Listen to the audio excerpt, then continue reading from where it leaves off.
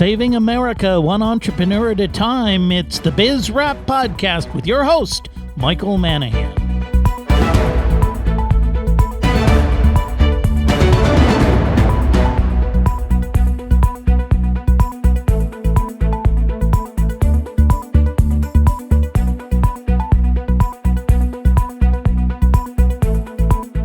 The show that celebrates small business and entrepreneurs, it's Biz Wrap Radio with your host, small businessman, educator, and author, Michael Manahan. And welcome to another edition of Biz Wrap Radio. It's your host, Michael Manahan. We, of course, are the show all about small business and entrepreneurs. We're here to help you, the entrepreneurs of America, the people who are driving our economy, the people who are creating jobs, pulling us out of the recession, the millions and millions, 30 million some odd small businesses right here in the United States making it happen. But don't expect any help from the government. No, they're bailing out Wall Street and General Motors. Don't expect any help from the banks. They don't want to bank small businesses. And by the way, those big corporations, they're all trying to put you out of business. So you got to fight back. Your job is to hire people, employ people, make money, put money in your pocket, take care of you, take care of your friends and family. But, how can you do that if you don't have knowledge? That's what Biz Wrap Radio is all about. We're here to help you as you run your business. What do you need help with? Marketing? Do you need help with sales? Do you need help with your employees? Are you fighting some government regulations? Where can we be of service to you? And that's why I'm really, really excited to have in the studio with me today a successful entrepreneur. Now, this lady, she's a little bit of a different type of an entrepreneur. Some of us may not think of what she does as being entrepreneurial, but believe me, it is extremely entrepreneurial. I'm very lucky to have Nancy Young here. She's a published author. Her book is called Strum. And Nancy, welcome to the show. Thank you for having me, Mike. This is a pleasure, and I'm looking forward to letting people know my journey through the publishing industry and the efforts I've been making now to promote the book, which is very important. I think a lot of people had this dream. I can remember maybe being about, 20 years of age and borrowing my mom's old typewriter and sitting there with some sheets of paper.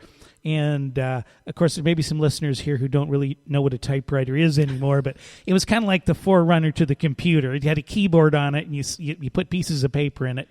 And I remember I was going to write the great American novel, and I think I wrote about 400 pages, and they're sitting in the shelf, and somebody's at it collecting dust right now. So it's quite an accomplishment that you've actually not only wrote the book, but you actually managed to get it published. So congratulations. Well, thank you.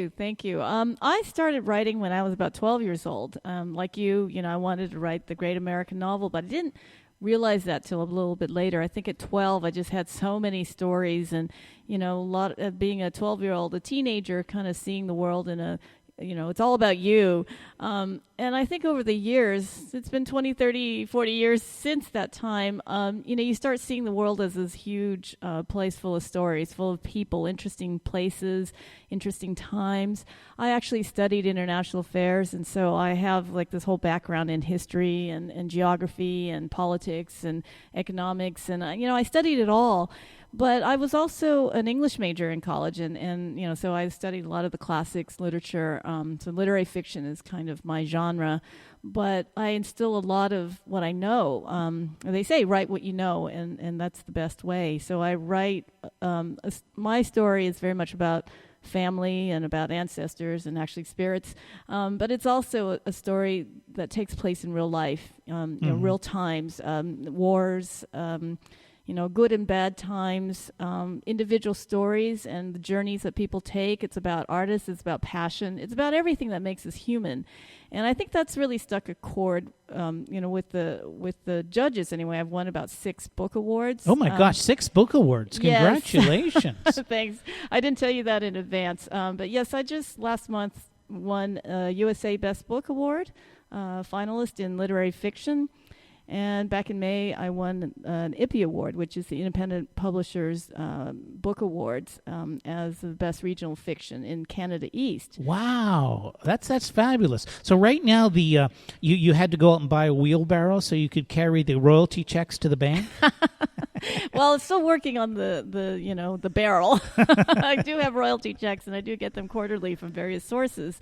Amazon is one of the easiest ways to get the book out there, and they have actually publishing arms themselves where authors can go and publish through Amazon and have the books promoted through there as well. I actually went a different route. I went to an independent publisher called Inkwater Press in Portland, Oregon.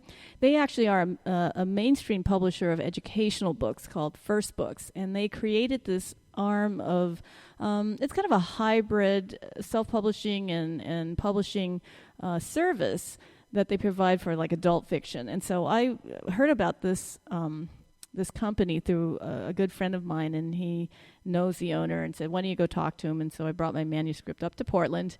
I just so happened to be going there anyway last year, and it all worked out really well because, the industry is changing. It used to be about, 10 publishers in New York City that held the gates closed for anyone who wanted to publish. But these days it's really opened up because of Amazon. Mm-hmm. Whether you like them or not, some people don't like them because, they're kind of self-interested in their big corporate kind of entity, and they're kind of changing the face of industry.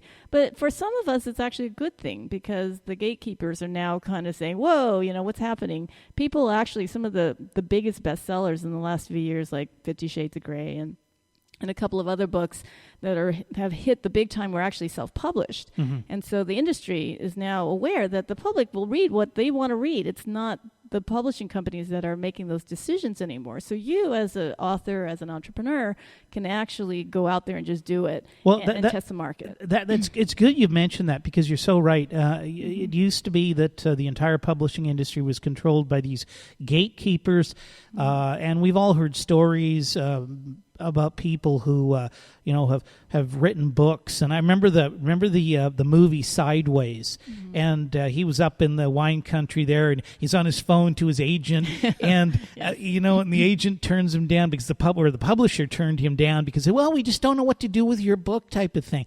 But now we are no longer at the mercy of these large corporations. And in fact, I self-published my book, and I did it through a division of Amazon. Mm-hmm. And it really was very easy, number one. And number two, it was not very expensive. Because I remember a friend of mine self-published a book about 30 years ago, when I was a young man, and he at the time it cost him like $30,000 or something. I think I did the whole thing for a couple of grand, mm-hmm. and I used the book. Of course, my book is The Secrets to Raising Capital. Anybody looking for money, it's the book you want to go and get. Secrets to Raising Capital by Mike Manahan.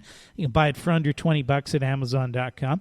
And I don't make a lot of money off of it, but I do make a little bit of money, and it at least you can do it. So this has really changed the way things goes. But you didn't self-publish. You actually went to a small independent publisher.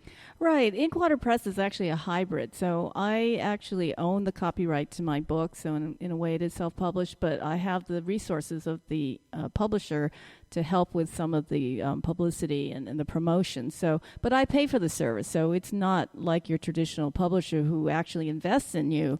And that's why it is really hard. And it can take up to 5 years. And that's why I didn't want to do that. Mm-hmm. I didn't want to wait. It's funny, when I started writing my book, it took 5 years.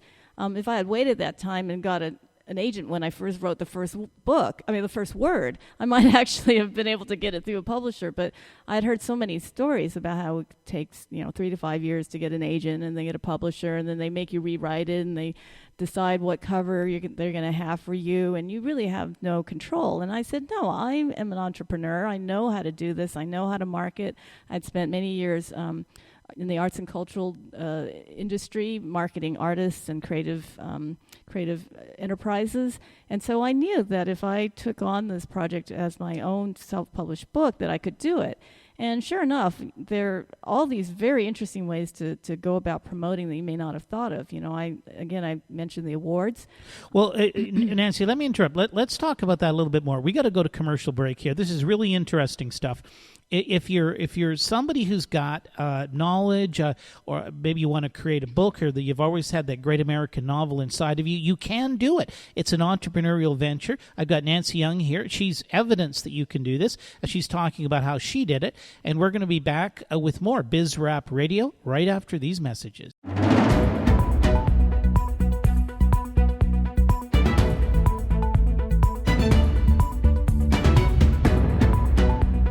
And welcome back to Biz Rap Radio. It's your host, Michael Manahan, in the studio with Nancy Young. She is a published author. Her book is Strum. And Nancy, thanks for sticking with us.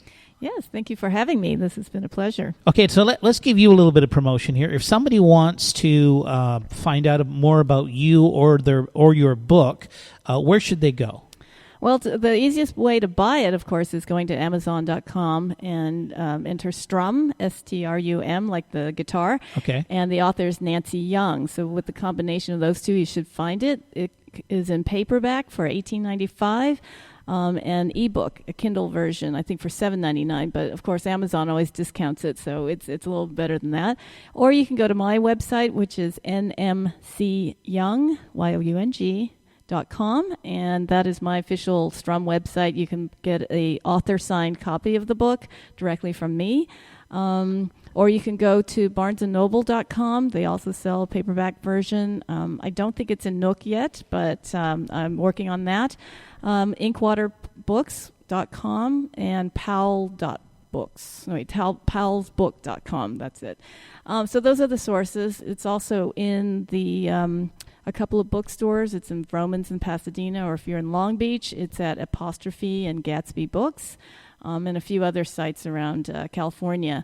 But yes, you can contact me at nmcyoung@gmail.com if you have any questions that you want me to answer for you. If you want to copy the book, I'm happy to talk to people. Okay, that's great. And this the Strum is an award-winning book. Nancy was mentioning in the last segment that she has won numerous awards. But, of course, we're not here to talk so much about the book. We're not a literary show. We're here to talk about the entrepreneur side because, Nancy, as a published author, Nancy, you're an entrepreneur. You're running your own little business. Yes, absolutely.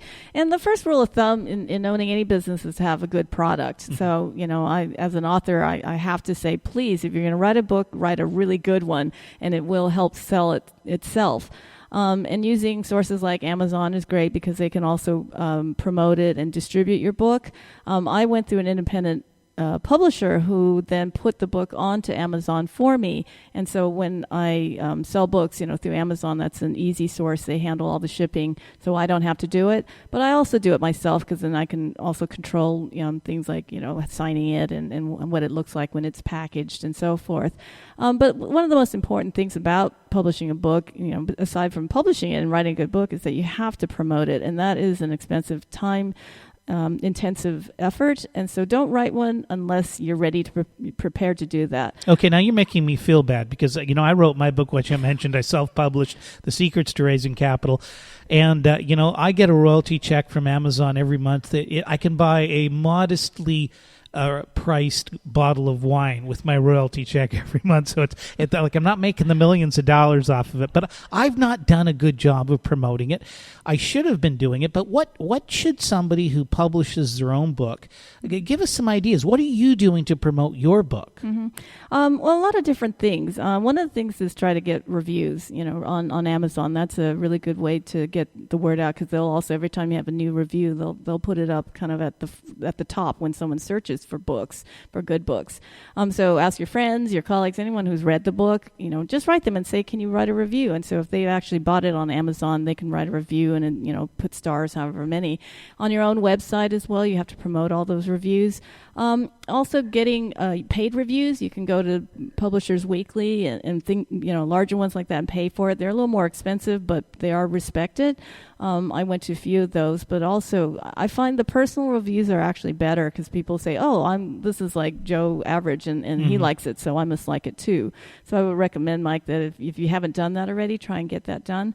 There's a couple other sites as well that also, promote you to radio programs like this and television stations and get you in front of potential agents and literary people and publishers. And so those are also avenues that you can take, and they, it's for a fee. You do all that.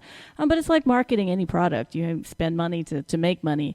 So books are no different. Marketing costs money. It doesn't matter whether you're doing commercials, whether you're I've spent a lot of time working with small publicly traded companies, and small publicly traded companies, their biggest problem is, the Wall Street firms are not going to recommend those stocks, and they're not going to write research on those stocks. Their analysts are busy writing research on big corporations like, Walmart and Kmart and General Motors, and the little companies are ignored. So a lot of the little companies go to independent financial analysts and ask those analysts to write a review of the company, and then somebody will say, well, they paid for it, it's not worth anything. But that's not necessarily true. If it's all advertising, that's like saying, well, you know what, I'm going to ignore every single ad that's out there because somebody paid for the ad. But if you didn't have that advertising, how would you find out about something? Yeah, and they're pretty honest too.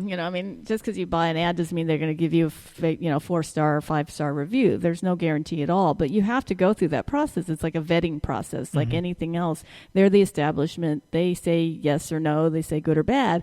And so if you avoid that, then you look a little suspect. So I'm not saying all books need to go through that, but definitely in fiction, in my case, I felt that I did need to have that vetting process, because a lot of people don't know what's good or bad and are afraid to try things. And if it has the stamp of approval of an established entity, then they tend to like that. And the awards were the same thing. And I didn't apply for the awards just to get the awards and feel better about my writing. I did it as a marketing tool. And I knew that, when I applied this time last year, I didn't think I'd get any of them. Honestly, I didn't. And I thought, but these are really important. Get a stamp of approval from the industry. And so I applied to 6 of them, and lo and behold, I placed in every one of them and won medals in 2. So that's amazing. It's got to be an awesome book, and I haven't read it yet, but I'll tell you, I think I'm going to have to go out and buy it, because I didn't, a book that's won those kind of awards, I want to find out what it's all about. Yeah, so in terms of marketing, it was wonderful, because then every time it came out, they did, a huge press release nationally and internationally. The Independent Publishers Award was actually an international competition that got 5,600 entries from around the world, 34 countries, all 50 states. And to win a medal in that was pretty amazing. And they did a huge international campaign. And then they encourage you also to do your own. So I was able to get interviews, and I was able to get written up in the papers in a couple of places, Long Beach and L.A. And then the USA Best Book, again, is a national award, over 2,000 submissions in the U.S. alone. But this is the thing where you actually had to submit the book. They didn't come calling on you and just find it on a bookshelf. So if you're not submitting your publications to the reviewers, then you don't have a hope in hell of them ever seeing it. So you've got to actually make the submission so that it can be reviewed. And I guess even just making the submission and being on the list of books that are submitted is probably not a bad thing. Absolutely. And going to conferences is really important too. There's Book Expo and there's festivals everywhere. And if you get your book out there and you get selected to be a speaker or to even just have the book on the shelf, some of it is paid, some of it is free, depending, who you know. And so networking, as in any business, you really have to be out there. Authors have a hard time with that. They tend to be kind of, lonely people. They write in their offices very quietly. But at some point, if you don't have an agent, obviously that's another way. You get an agent and they do some of this work for you. But again, you pay for it. Sure, so, absolutely. Or they get a commission. It all comes down to, how much effort and time and money you want to put in it. So if you're an entrepreneur and you feel that you have a good product and you have channels of distribution and you're good at networking, or even if you're not good at it, just keep doing it, and eventually you'll hopefully hit your stride and it may become a bestseller, and that's what we're all aiming for. Absolutely. So here we're talking about. We're talking again, it's Nancy Young. She's a published author. Strum is her book. But we're talking not about the literary side of her accomplishments. We're talking about the business side of it. It's like any small business. You've got to be marketing your product. You've got to be thinking about distribution for your product. You've got to be thinking about getting a buzz about it. And you mentioned, Nancy, that sometimes authors are a little reclusive and maybe not outgoing. But I find there's a lot of business owners like that. They're very good at their business, but they're uncomfortable with using all of the venues they could typically use in order to garner exposure for their business. And a lot of them just take time. I mean, some of them, yes, cost money. Sometimes you got to pay money, and obviously for marketing. But we've had a couple of experts on the show previously who've talked about many ways. You know, just a perfect example. Any small business could write a press release and send it to the local newspaper. A lot of times the local newspapers will pick those press releases up because the business is local. It doesn't cost you anything, but a business person will be reticent to actually try and do that themselves because they think, well, I don't know how to write press releases, or I don't know who to send it to, and they've got all these excuses, why they're not doing it. Anyways, it is BizRap Radio. I'm here with Nancy Young. She is the author of Strum, but we've got right up against a commercial break, so we'll be back with Nancy right after these messages. Thanks for sticking with us.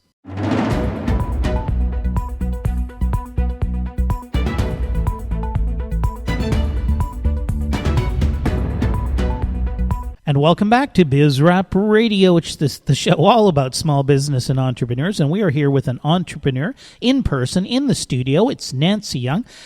She is the author of Strum, and you might say, well, hang on, I thought you said she was a business person. She's an author. Well, guess what? If you're going to be an author, you need to be a business person. Nancy, again, thanks for sticking with us. Yeah, it's been really fun. Thank you. Now, I want to ask something. You did not use an agent. You approached the publisher directly. That's correct? Yes, it is. Mm-hmm. Okay. So now, but once you published, did you have agents starting to call you and say, hey, we saw that you published a book. We'd like to represent you for your next book, or the film rights, or, any of those kind of things? Hardly. I mean, every author wishes that would happen, but it's not, it's usually not the case. And even the best-selling authors, many I've talked to, have said, it wasn't until my sixth book, my seventh book kind of took off. The first five, nobody wanted to publish it. No one wanted to read it. I had, I struggled, but finally one just hit a nerve. And that includes Nicholas Spark, I think his seventh book or something like that. And, and I work for the Library Foundation here in Long Beach, so I meet a lot of authors and I talk to a lot of readers and writers. So, the lesson is that you have a really good product and you stick with it and you promote it, you network, you talk to as many people who might have some kind of influence in the publishing or the media. But, it takes time. It really does. And like any business, it builds up. It can take many years to really hit your stride, but you never give up. But there are a lot of free things to do, like getting publicity is not just a press release. You need to talk to people. If you have another job that you're working in and you can get some kind of angle and then talk about your book as well, they often are interested in that. I know with my work at the Library Foundation, I do a lot of author events and all kinds of things. And sometimes the paper, it's like, oh, well, you're kind of an interesting person too. Let me come and talk to you. So I've had a couple of those offers of television and newspaper. I just got written up in the Press Telegram recently around an event that I was doing. So, there are ways to do it. Again, it's all networking. In any business, you really have, as an entrepreneur, you really need to put yourself out there and your product. Now, are you using social media at all with your book? Oh, absolutely. In fact, that is the most important source these days. I'm on Facebook, I'm on Twitter, I'm on Pinterest.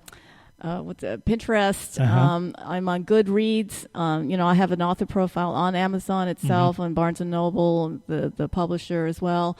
You really have to, you become a little bit of a celebrity, when you're an author, and everybody wants to know about you. So it's not just your product, but you, your life, everything everyone everywhere you've been.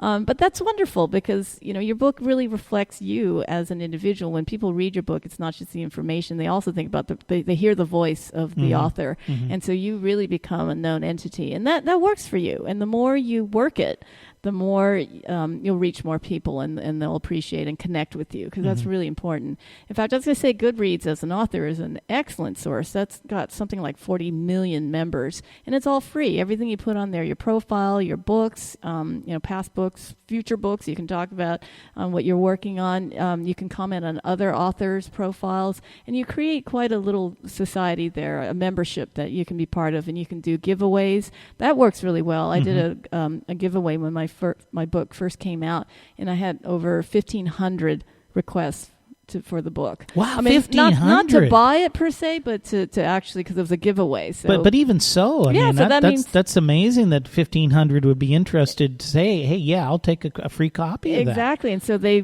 click on your site and they read about it, and some people actually put it as I'm going to read regardless if I get the book or not. So I think I got quite a few from those. I've sold several hundreds just on Goodreads.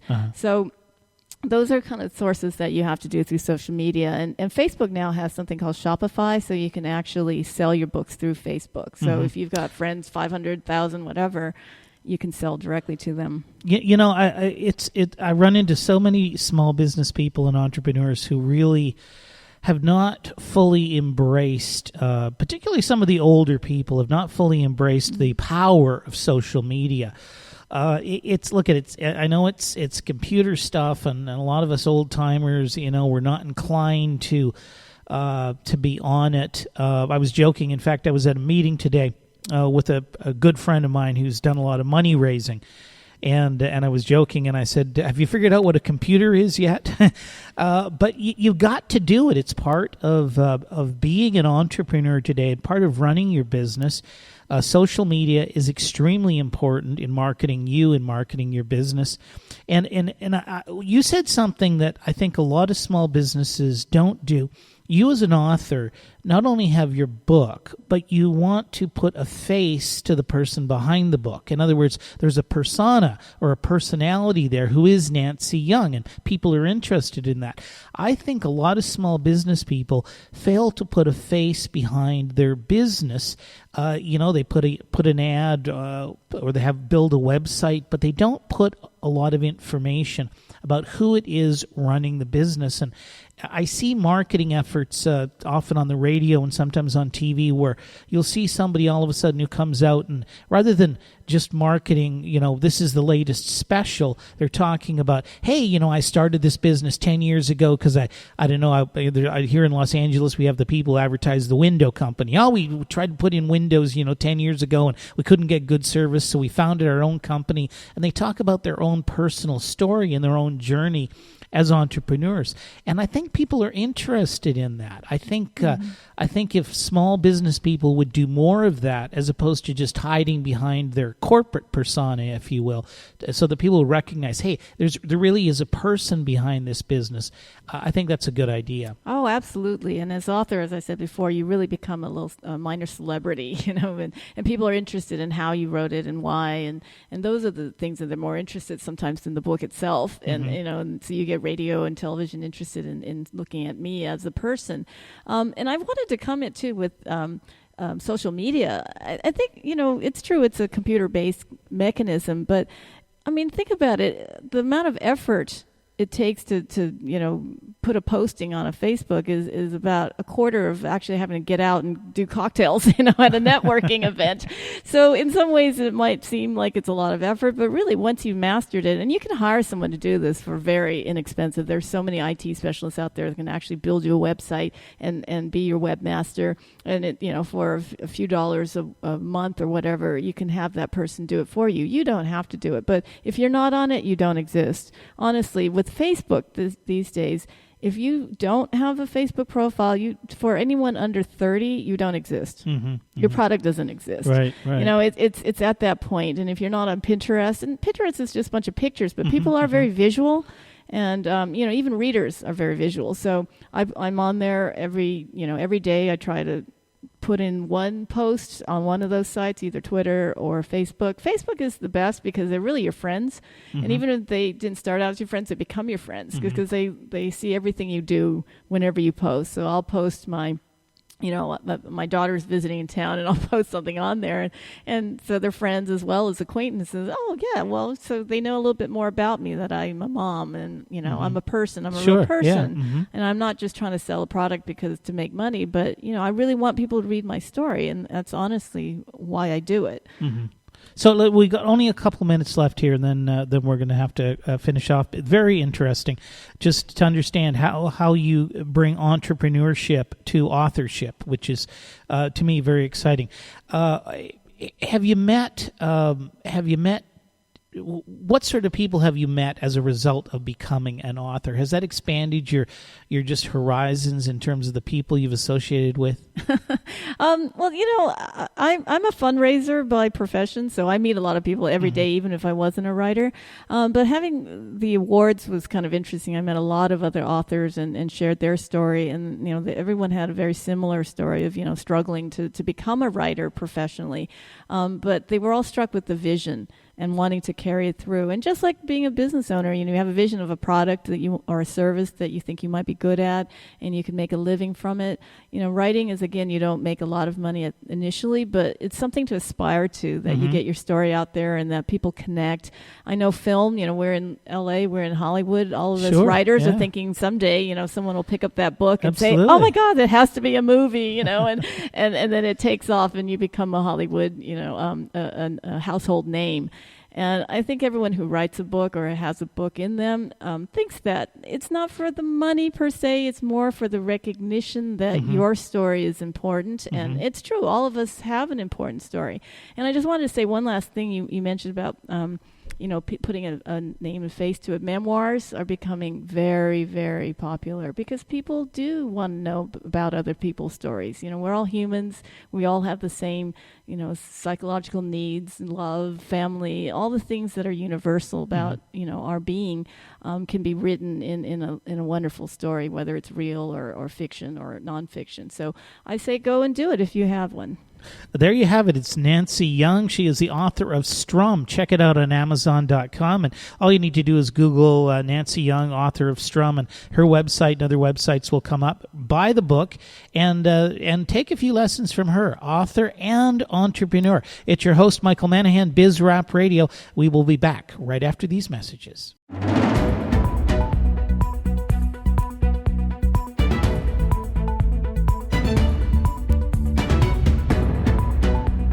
And welcome back to BizRap Radio. It's your host, Michael Manahan, and thank you for sticking with us. And if you just joined us, we've been talking to Nancy Young. She is the author of Strum, an award-winning book. You want to check it out. Help out fledgling author. We've been talking about how authors really are entrepreneurs. They're running their own little mini business, particularly in today's day and age when the traditional model of publishing is no longer the only way to go about it. Just like it used to be, if you wanted to publish music, you had to go to one of the big music companies. If you wanted to publish a book, you had to go to one of the big publishing companies.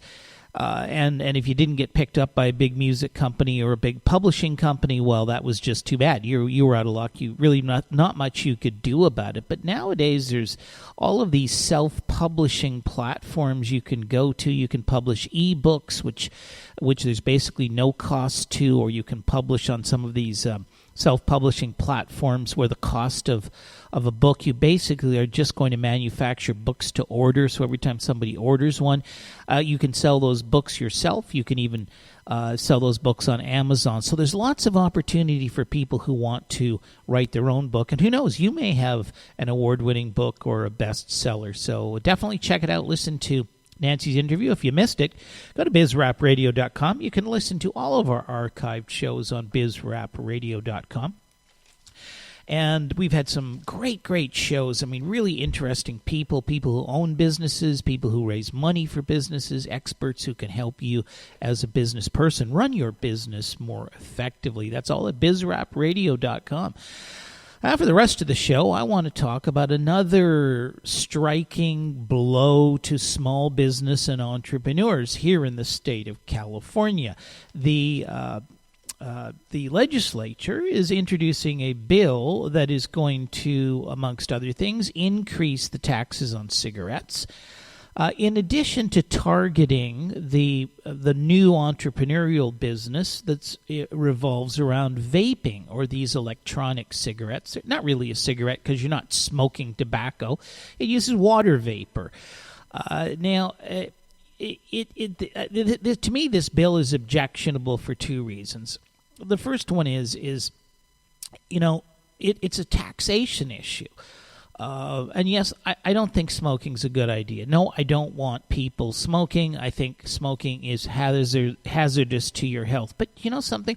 There's a whole bunch of things I don't want people doing that is hazardous to their health.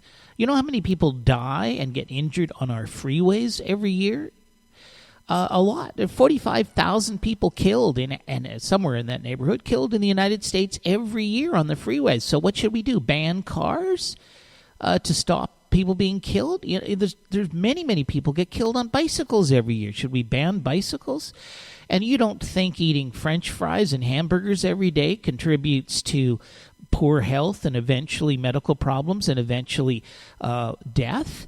You know, just about everything you do in one form or another contributes to or can possibly involve risk to you personally. But these are choices we should be making ourselves. We shouldn't be forced into conformity by some government bureaucrat who thinks that we should do this or we should do that because it's better for us or it's in our best interests.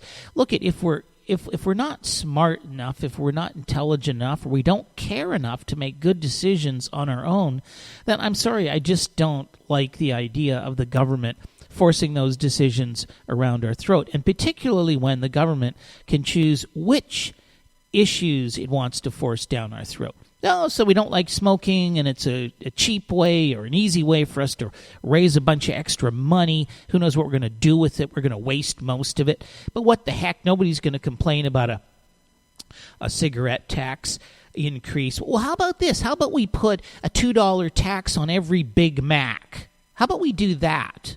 But you think nobody would care? Well, that's different, right? Because we can beat up on tobacco companies. We can't beat up on McDonald's. I mean, come on, let's get real. Let's get the government out of our lives. And the other reason this annoys me, you know, the tobacco companies are big companies.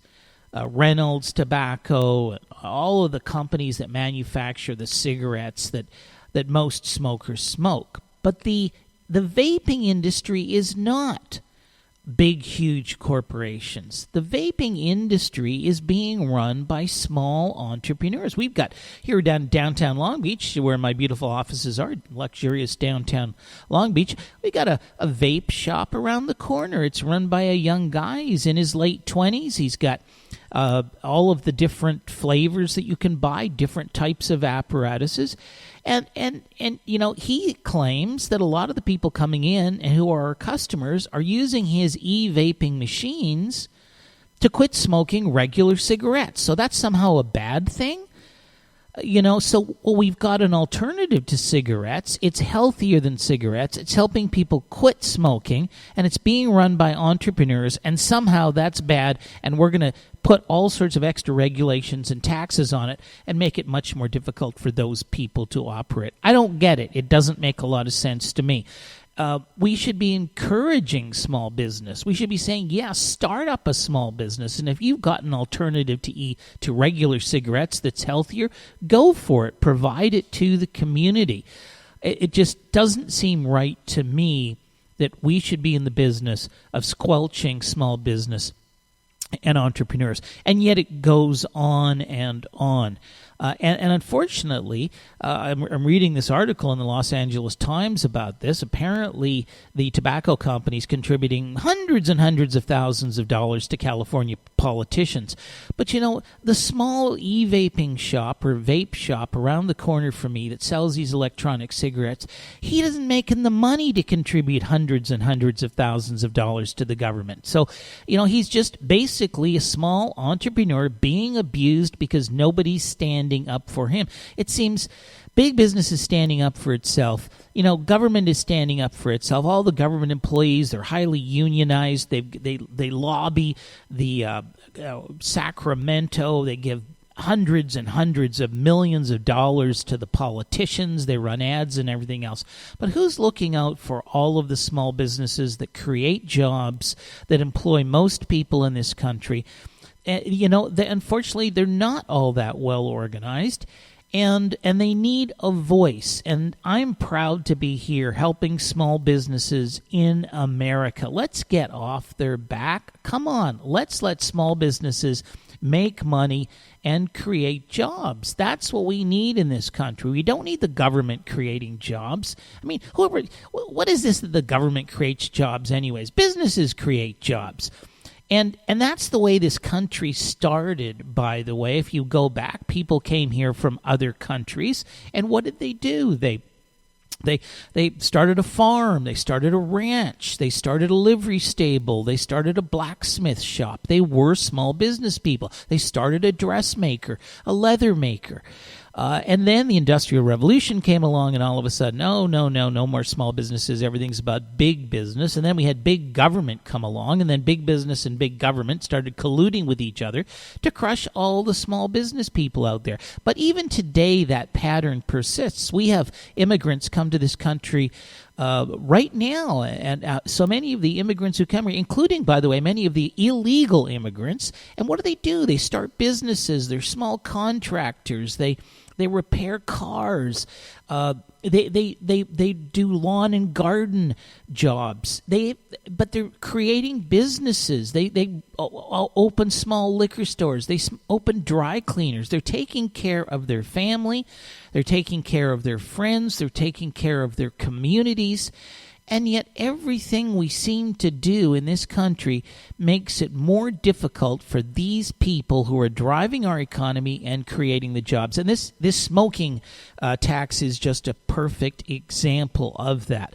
Look, again, I'm not a big fan of people smoking. I don't think they should. But, if you're stupid enough after 50, 60 years of research that says smoking is bad for you, if you're stupid enough to still smoke, well, so be it. Go ahead and smoke. But why should we tax and create an additional burden on small businesses who want to sell those particular products to the people who want to use them? And never mind the tax on the cigarettes, but the vaping thing is just ridiculous. I mean, water vapor. This water vapor is somehow harmless. Well, guess what? We get a lot of fog in California. Maybe our legislature up in Sacramento is going to ban the fog. How about that? If water vapor is so dangerous for you, it's just a never-ending story. Here at BizRap Radio, we believe we can fix the United States of America through a fundamental concept that individuals pursuing their own economic interests in free markets will create more prosperity for more people than can ever be achieved through government regulation and a planned economy. BizRap Radio, fixing America through individual economic freedom. That's it for this week. We'll be back again next week with another edition of BizRap Radio.